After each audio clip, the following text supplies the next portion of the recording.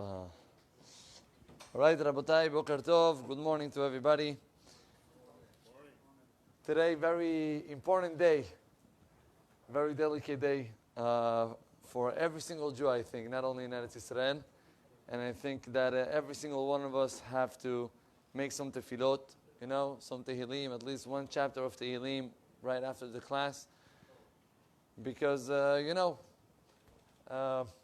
we're holding in a type of election that is going or totally for Torah and Yirat Shamayim, or Bar Minan, exactly the opposite. So even though we don't live in Eretz Yisrael, unfortunately, but we have to do the effort to pray for Am Yisrael and to have Besorot Tovot today. So we're dedicating the Shiur Leilui Nishma Devorah Fegi Bat Shemuel, Ora Devorah Bat Shemuel, Leah Bat Yosef and Esther, Rivka Bat Avraham. For Rosh Hashanah, the Hayadam brings it down, and many others, the concept of the Simanim. The Simanim, the concept of having all type of things to eat, what we eat on Rosh Hashanah, that it's a good sign, thank you, a good sign for us, for the new year. That's why we have the Sheniel Rosh Velo Lezanav, correct? We have the apple and the honey. We have, right? Also, the halakha also mentions that there are certain things that a person should not eat.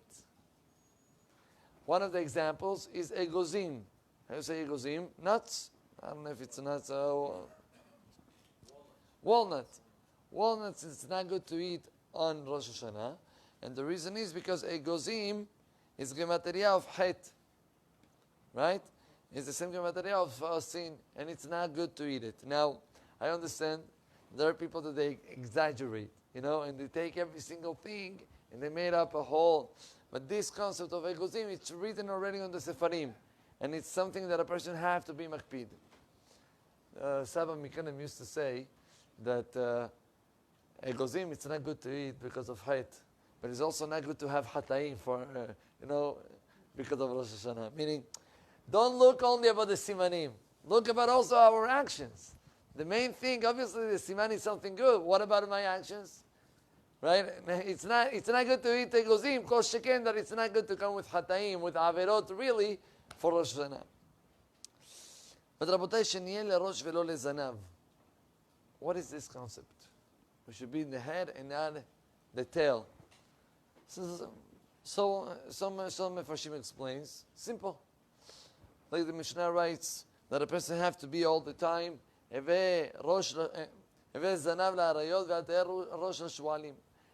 better to be the tail of a lion than not to be the head of a fox. So over here I have to be the opposite.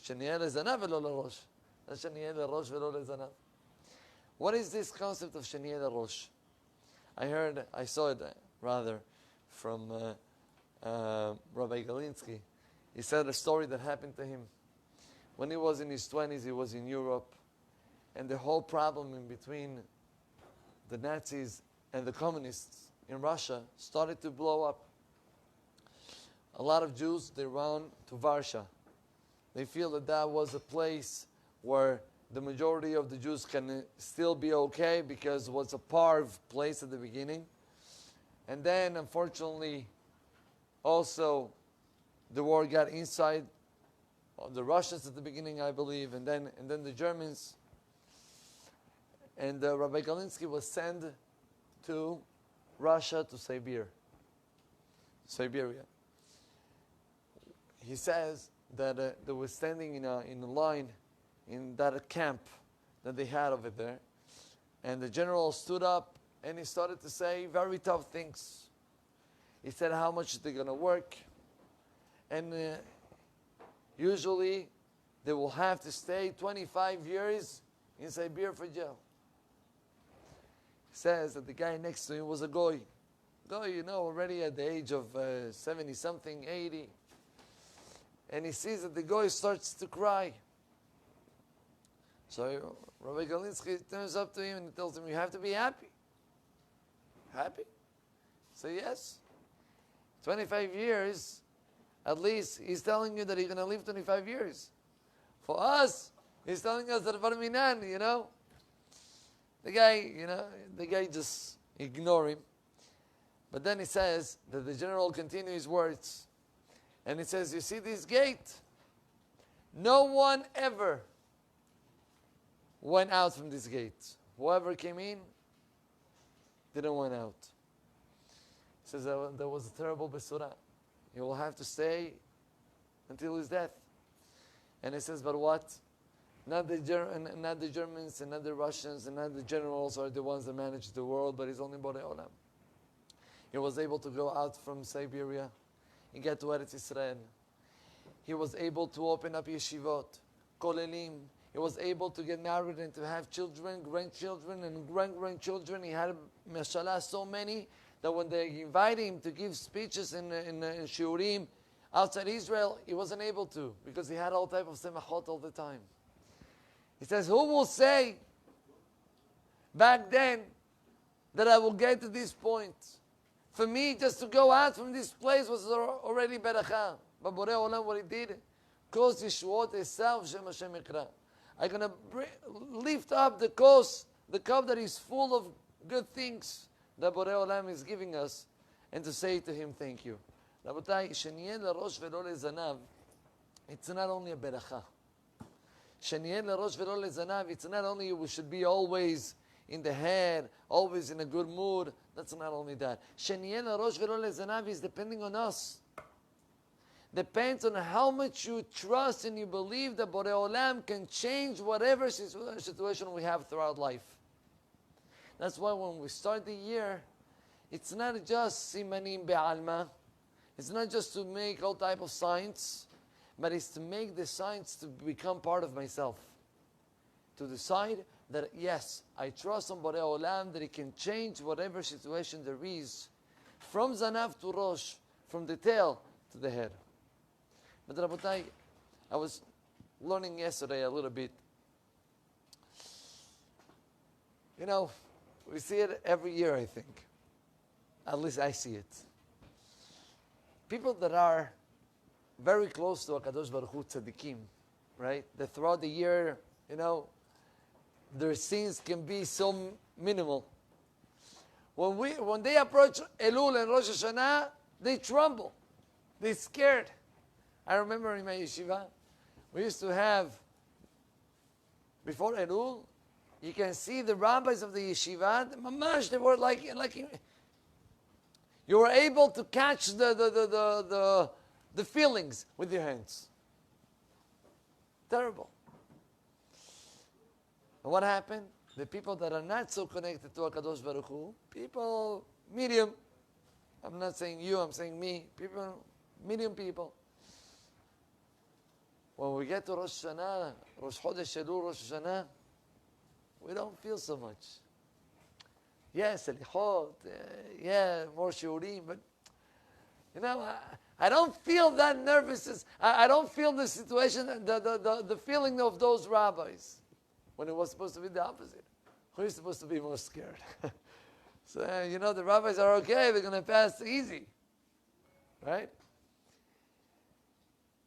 So say the Siftei Chaim, what is the reason? Why those rabbis, they feel it, and sometimes we or me, we don't feel it. We feel so disconnected from their reality. And he explains something amazing. He says, Rabotai, the neshama of a person goes according to the actions. According to our actions, our hearts are going to have different feelings. Therefore, he explained that a person who got used to make averot throughout the year, automatically his heart is getting disconnected. He's having less feelings. Then, when we come to Rosh Hashanah to Selichot and we say Hatan wa Avinu, I just don't feel it. It's like, I always say Anna. You know, what's the difference? And he compares that to a person that is sleeping, right? And you try to call him, Isaac, woke up. And he continues sleeping. Isaac, woke up. Nothing. Because once he's already deep in the sleeping, it's very hard to wake him up. But says the Siftei Chaim, there is one way to change this type of kshi'ut oref, it's called, of being so dry, so not connected. Says the Siftei Chaim, you know how? If we take the mashal of the sleeping guy, and you want to wake him, and you call him already a few times, and he doesn't answer. I remember when I learned CPR, it's called, yeah? CPR.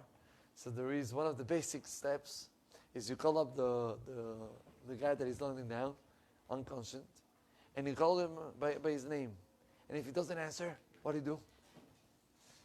No, you don't slap him. No. Relax. Okay. So what you do is, there is two, next to the neck, you can take with both of the hands, and just a little bit of pressure in these sides. Believe me, try it on yourself. It hurts. And then you wake him up. He says, well, that's exactly the point. Say this, Siftei Chaim, you want to wake up somebody that is totally disconnected, you have to shake him. How you shake a person? How can we shake ourselves? No one has to shake us. How can we shake ourselves? By the way, I'm going to tell you, amazing chidush that I saw. By Am Yisrael, when they got to Har Sinai, right, and they make the golden calf, HaKadosh Baruch Hu says to Moshe Rabbeinu, go, move. I want to be mechale otam karega. I'm going to raise them all. Say, Chachamim, why you raise them all? Punish them. Raise them. Says the Chachamim, you know why? Says the Pasuk, Ki am keshe'oref hu. Because Am Yisrael were keshe'oref. What is keshe'oref? Keshe'oref have no sensibility. You know, they just don't care. Say HaKadosh Baruch Hu, people that they don't care, people that are keshe'oref, I have nothing to do with them. There is nothing to do with them. There is no teshuvah. What teshuvah if they don't feel it? If they don't feel the scene, the Rabbeinu Yonah Sha'ari Teshuvah writes down, what's the first step of teshuvah? What is it? Recognize that we did something that we did something wrong. If I don't feel it, there is no teshuvah even. Say the Siftei Chaim, but even kashe'oref, you can change it. How? Waking up, shaking. How can we shake? And he explains, you know, I remember when I started yeshiva, so you start the month of Elul and everybody's so serious and everybody comes on time and everybody learns extra hours and not talking dvarim betenim, and even when the boys are eating in lunch, they eat with a book. So the first year, I came there and the whole environment was very interesting. But I thought to myself, come on, what, am I going to fake it? I'm going to lie to myself? Opening a book when I'm eating. I don't do that the whole year. I'm going to do it now. Extra hours learning, I'm going to do it now. Says that Siftei Chaim, you have to awake yourself, shake it. How we shake ourselves? Throughout the actions that we do. Throughout the extra things that we're going to make. Yes, on Rosh Chodesh Elul, just to wake up. Once you will wake up, it's okay. The rest of the year, you don't have to do it. If you can do it, tfadal. But it's not obligated that if I'm doing it on Elul, I'm going to be obligated to do it the whole year. No, that's not the point. The point is just to wake up and to feel that we're getting close to HaKadosh Baruch Hu and we have to get prepared. And the only way to get prepared is just throughout the feelings of teshuvah that we're going to have. But if I don't feel, I have to shake myself. Rabotai, again, I'm not talking to you, I'm talking to myself. We have to shake ourselves and to see, maybe I'm, days are running. We're almost, a week and a half before Rosh Hashanah. And then we're going to find ourselves Kippur and Halasana. What are we going to take from those days? We're just going to make it pass. I remember I had a boy in yeshiva. He came up to me and he told me, I hate this month. I said, why? Tell me, listen, so much pressure and so much this. I wish I will go to sleep now and I will wake up for Sukkot.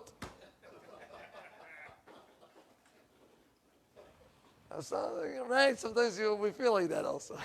Give me a break. Sarihot. And I just want to get to say Sukkot. Happy holiday. It's nice. But Rabotai, how the Pasuk writes, Vegilu bir'ada. You want to have happiness is only throughout having fear at the same time. Gilu bir'ada. Have happiness with fearness. How we do it? Only throughout passing through those days. Just to finish, we said that the month of Elul, Borei Olam is compared ani ledodi, right? Me to my, what's dodi? Beloved? Wrong, that's not dodi. Dodi, it's dod. Dod is uncle. Me to my uncle and my uncle to me. God is my uncle. God is my father, not my uncle. If already I compare it to one of my family members, my dad. He says, no, that's exactly the point. On Elul, Hashem is your uncle. Don't worry. Rosh Hashanah, Kippur, you're going to have Hashem, Avinu, Malkeinu. But on Elul, God is your uncle. What is my uncle? What's the difference? You saw a little boy. I remember when I was a kid, right? And my uncle was coming to visit us. Oh, what an excitement. All of my brothers and me and everybody was, when is coming? Once he came, we were jumping on him. Why? Not because, obviously we love him, but because he have gifts. He have good stuff. Says, Ani ledodi. Borei Olam is our uncle. What is our uncle? The month of Elul, Borei Olam is giving us gifts. What are the gifts? He's helping us to get closer. But there is only one condition. First of all, Ani. Ledodi, and then Dodili. First of all, I have to wake up. I have to shake myself a little. Once I will shake, once I will like to come to HaKadosh Baruch Hu, Borei Olam is going to give us shefa of matanot and beracha. Because this month, it's the month of Dod. Then we're going to pass to Avinu, Malkeinu, more delicate maybe. Let's take advantage, Rabotai. Don't look at those days like a pressure days. Let's take advantage of that. Those days will be a happy moment. An opportunity for us to get closer to HaKadosh Baruch Hu. And then Borei Olam also will be Dodili. Baruch Adonai Le'olam, Amen ve'amen.